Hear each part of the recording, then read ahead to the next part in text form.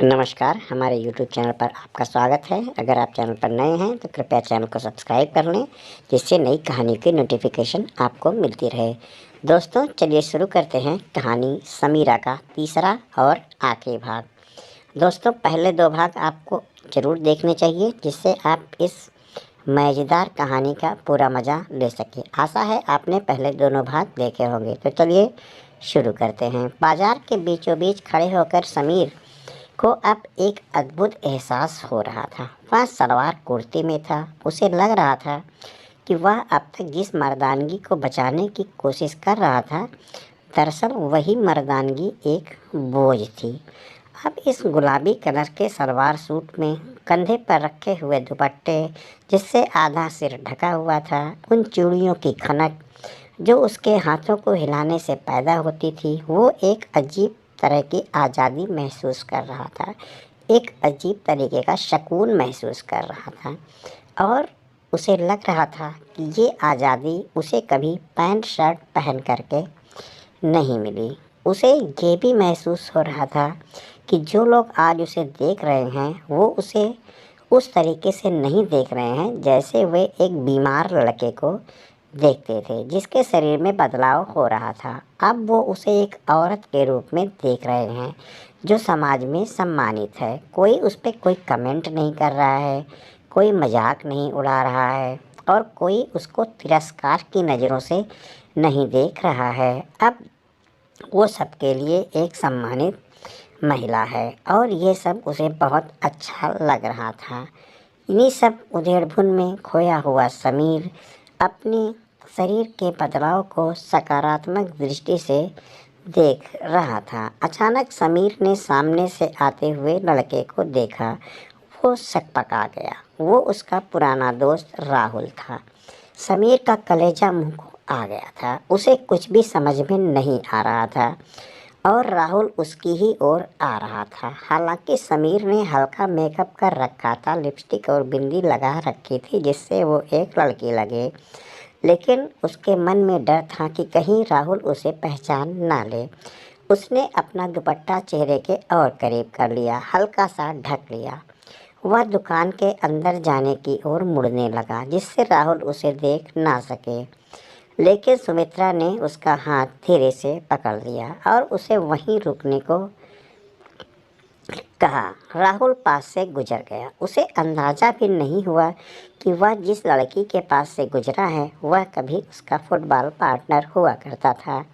समीर की आंखों में आंसू आ गए। ये खुशी के आंसू थे या गम के, ये समीर पता नहीं कर पा रहा था। वह खुश था कि लड़की के रूप में उसकी पहचान सुरक्षित है, लेकिन वह दुखी भी था, क्योंकि अब उसे अपनों से ही छिपना पड़ रहा था। वो दोस्त जिसे वो मिल सकता था, जो साथ में फुटबॉल खेला करता था, आज उससे मिलने का मौका था, हाल चाल पूछने का मौका था, लेकिन वो ऐसा नहीं कर सका। मजबूरी तो वो समझ ही सकता था। उसने अपने गालों पर बिखरे हुए आंसुओं को पोंछ लिया और वो कर भी क्या सकता था, और मम्मी के साथ खन्ना के क्लिनिक की ओर चल पड़ा। डॉक्टर खन्ना के क्लिनिक गंध हमेशा की तरह कड़वी और सफ़ेद थी। समीर वहाँ एक बेंच पर बैठा अपनी बारी का इंतज़ार कर रहा था। बार बार कुर्ते का पल्लू मरोड़ रहा था। आज वह सलवार कमीज में था, हल्का श्रृंगार था, लेकिन बैठने के अंदाज में समीरा साफ झलक रही थी। कुछ दिनों से समीरा उसके अंदर बस चुकी थी। समीरा यानी कि समीर का औरत का प्रतिरूप। उसकी माँ सुमित्रा भी उसके बगल में बैठी थी और उसने समीर के हाथ को हल्के से पकड़ रखा था।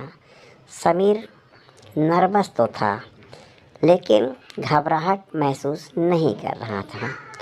अचानक कुछ देर बाद नर्स अंदर आकर बोली, समीर चलो, डॉक्टर बुला रहे हैं। समीर अंदर गया।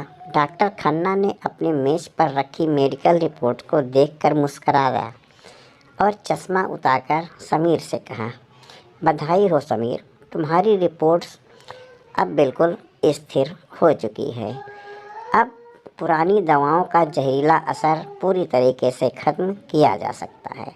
तुम्हें यह जानकर खुशी होगी कि मैंने जो नया कोर्स तैयार किया है उसकी दवाइयाँ तुम्हारे टेस्टोस्टेरोन हार्मोन के लेवल को सामान्य कर देगी। तुम्हारी आवाज़ फिर से पहले जैसी भारी हो जाएगी। तुम्हारे चेहरे के बाल फिर वापस आने लगेंगे और शरीर की ये कोमलता जिससे लोग तुम्हारे ऊपर कमेंट करते हैं धीरे धीरे खत्म हो जाएगी और तुम अपने वास्तविक स्वरूप को धीरे धीरे पालोगे, फिर समीर बन जाओगे। डॉक्टर ने एक पर्चा उठाया और समीर की ओर बढ़ा दिया। समीर को लग रहा था कि जैसे ये कोई कागज़ का टुकड़ा नहीं बल्कि एक डेथ वारंट जैसा है जो समीरा के वजूद का अंत कर देगा। समीर ने ना चाहते हुए भी कांपते हाथों से पर्चे को उठाया। उसकी नज़रें उन दवाओं के नामों पर जमी थी जो उसे फिर से एक सख्त ढांचे में ढालने वाली थी। एक ऐसा ढांचा जो उसका पुराना ढांचा था और अभी अभी वो उस पुराने ढांचे से आज़ाद हुआ था। उसने एक नया शरीर अभी अभी पाना शुरू ही किया था, या यूँ कहिए कि समीर को लग रहा था कि अभी अभी उसका एक नया जन्म हुआ था और कोई उससे कह रहा हो कि तुम पुराने शरीर में चले जाओ। क्या हुआ बेटा, तुम खुश नहीं हो? सुमित्रा ने समीर से पूछा। समीर की आंखों में अचानक आंसू आ गए। उसने माँ की ओर देखा और फिर डॉक्टर की ओर। उसकी आवाज़ कमरे में गूंज पड़ी। डॉक्टर साहब, क्या ये ज़रूरी है? अगर मैं यह दवाइयाँ ना लूँ तो क्या होगा? आप समझ सकते हैं कि मैं क्या कर रहा हूँ, क्या बोल रहा हूँ।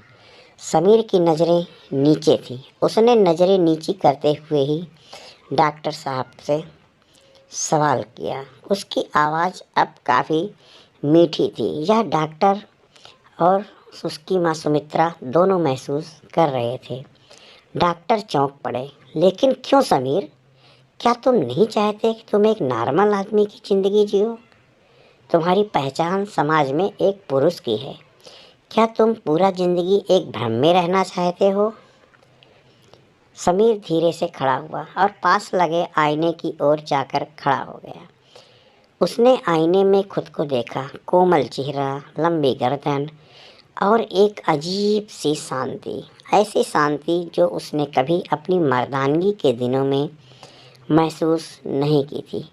वह आईने में अपने स्त्री स्वरूप को, अपने प्रतिबिंब को, अपनी परछाई को, जो सलवार सूट में काफ़ी हसीन लग रही थी, बस निहार रहा था, निहार रहा था, निहारता ही जा रहा था। अंत में बोला, डॉक्टर साहब, भ्रम वो नहीं है। भ्रम वो है जो मैं आज हूँ, यह सच है। समीर ने शांत स्वर में कहा। भ्रम तो मैं 25 सालों से जी रहा था। मैंने खुद को एक ऐसे खोल में बंद रखा जो मेरे लिए बना ही नहीं था। उन दवाइयों के साइड इफ़ेक्ट ने मुझे बीमार नहीं किया बल्कि मुझी को मिलवा दिया।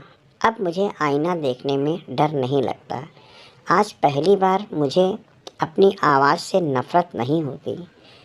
यह सब सुनकर सुमित्रा की आंखों से आंसू बह पड़े थे।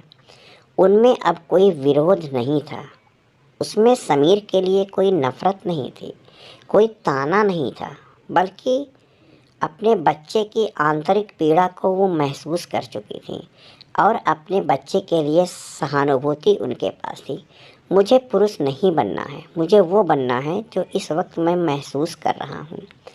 अगर कुदरत ने मुझे यह मौका दिया है, भले गलती के ज़रिए, तो मैं इस गलती को अपनी हकीकत बनाना चाहता हूँ। समीर ने हाथ जोड़ते हुए कहा। डॉक्टर को कुछ समझ नहीं आ रहा था। वे अवाक थे। उन्होंने पहले समीर की ओर देखा और फिर सुमित्रा की ओर देखा, जैसे वो कुछ कहने से पहले उनकी मदद मांग रहे हों। सुमित्रा भी धीरे से उठी और जाकर समीर के पास खड़ी हो गई। उन्होंने समीर के कंधे पर हाथ रखा। डॉक्टर साहब, सुमित्रा ने मजबूत आवाज़ में कहा, मैं अपने बेटे को खोना नहीं चाहती थी और जब वह पुरुष था वह रोज़ अंदर से मर रहा था। आज मेरी खुशी मेरे सामने खड़ी है। जो खुश है और जिसे खुद से प्यार है, तो मैं उसके खिलाफ बिल्कुल नहीं जाऊंगी। मैं अपने बेटे के लिए, या यूं कहिए कि आज से जो मेरी बेटी है उसके लिए मैं हर फैसले में उसके साथ हूँ। मैं अपनी बेटी को अब कोई और तकलीफ़ देना नहीं चाहती। जो ये चाहे वही ठीक है। मैं हर तरीके से अपनी बेटी के साथ हूँ। समीर का हौसला बढ़ गया। फिर समीर क्लिनिक से बाहर निकला। आज उसे सूरज की रोशनी अलग लग रही थी।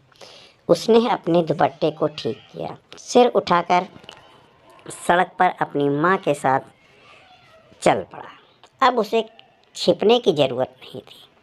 उसने अपना दुपट्टा सिर से उतार लिया।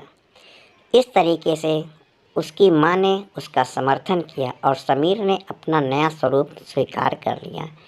समीर ने अब समीरा के रूप में एक नई जिंदगी शुरू की।